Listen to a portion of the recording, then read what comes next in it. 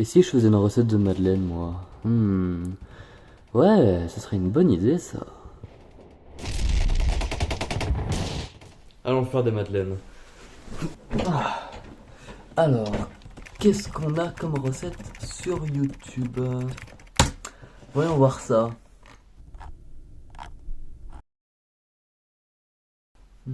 Elle m'a l'air pas mal, celle-là.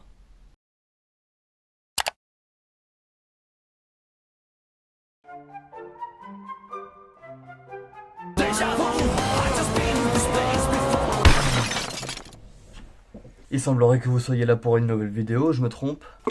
Ok, nouvelle vidéo sur la chaîne YouTube. Aujourd'hui, on se retrouve pour une vidéo pour faire des madeleines. Vous allez voir que la recette balance du lourd et que les madeleines sont juste succuleuses. Peut-être qu'elles vont être bonnes, peut-être qu'elles vont pas être bonnes, je ne sais pas, je ne viens pas du futur évidemment. En tout cas, on est parti pour la vidéo et ça commence maintenant.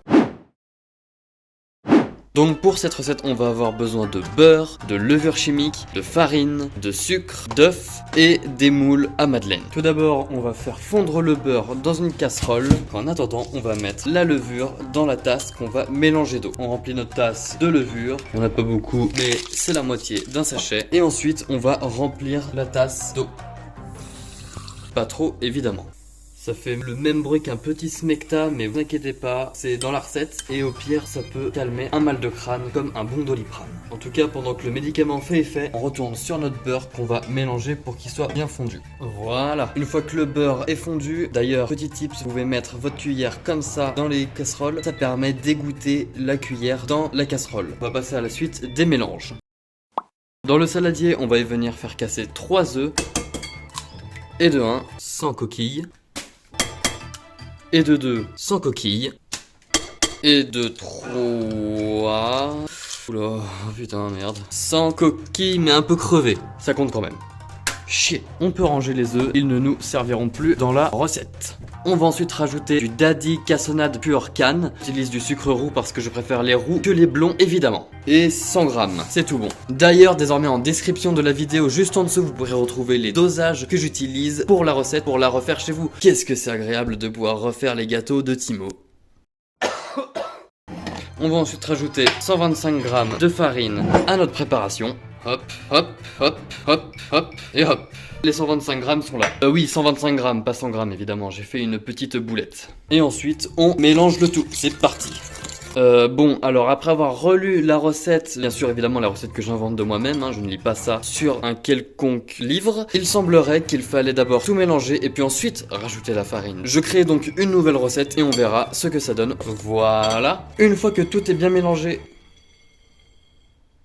vous allez prendre votre Doliprane, qu'est-ce que je veux dire, votre levure mélangée à l'eau et vous allez la rajouter à la mixture que vous allez ensuite touiller. Une fois que tout est mélangé, on rajoute le beurre, on va venir incorporer et on met tout. Voilà, et on va venir mélanger ça une dernière fois.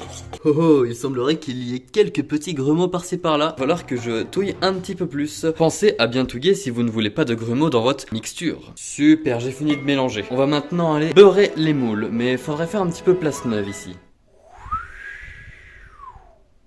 Ah là là, qu'est-ce que c'est pratique, première pro pour ce genre de truc.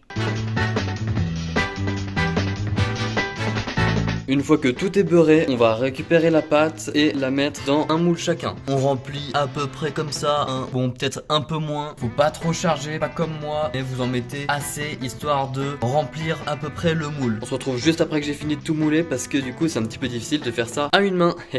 J'en ai un peu foutu de partout à quelques endroits, j'espère que ça va pas trop compromettre la cuisson, mais en tout cas ça m'a l'air bon. On va donc allumer notre four et le préchauffer à 200 degrés.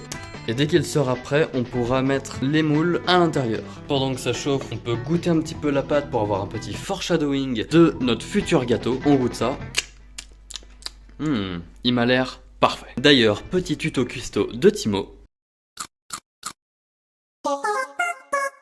Vous pouvez rajouter des zestes d'orange ou de citron à l'intérieur des madeleines pour avoir un petit goût parfumé. Cependant, étant donné que je n'ai pas de citron, je ne peux pas le faire. Et à l'orange, je suis pas sûr que ce soit super bon. Enfin bref, c'était le tuto cuistot de Timo. Merci, cuistot Timo. Mais de rien. Le four est chaud désormais, on va pouvoir enfourner les madeleines. Hop, les maniques. Hop là.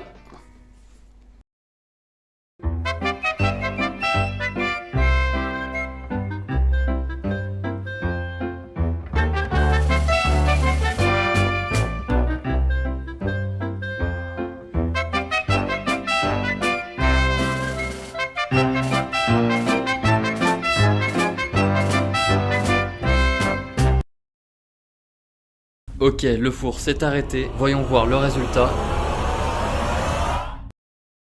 Waouh, incroyable. On va mettre tout ça dans une assiette, voir ce que ça donne. Hop, zou, hop, tac, hop. Bon, vous avez compris l'idée. Hop, et voilà, toutes les madeleines sont là, elles ont l'air juste délicieuses. Elles n'ont peut-être pas forcément la forme de madeleine pour certaines, mais dans l'ensemble, ça m'a l'air très correct. Juste après la dégustation. Allez, c'est parti. C'est l'heure de la dégustation. Alors, voyons voir ce que ça donne. Donc, j'ai sorti les madeleines. Elles sont juste là. Je sais pas ce que ça rendra sur la vidéo. Mais en tout cas, elles ont une très bonne tête. Je pense qu'elles doivent être délicieuses. On va en prendre une au hasard, celle-là, et on va voir ce que ça donne.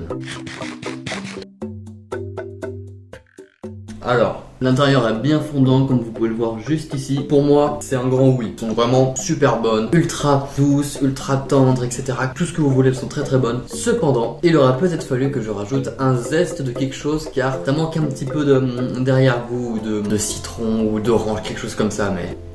Non, elles sont bonnes. Après, je pense qu'on peut rajouter un petit peu de Nutella ou quelque chose comme ça, du miel, de la confiture, pour que ce soit un petit peu moins sec. En tout cas, c'est la fin de cette vidéo. Merci de l'avoir regardé. Pensez à mettre un pouce bleu, à commenter, partager la vidéo sur les réseaux sociaux, etc. Je vous fais confiance. Et on se retrouve dans une prochaine vidéo pour une prochaine recette de cuisine. À bientôt. J'espère que le montage de la main rendra bien sur la vidéo.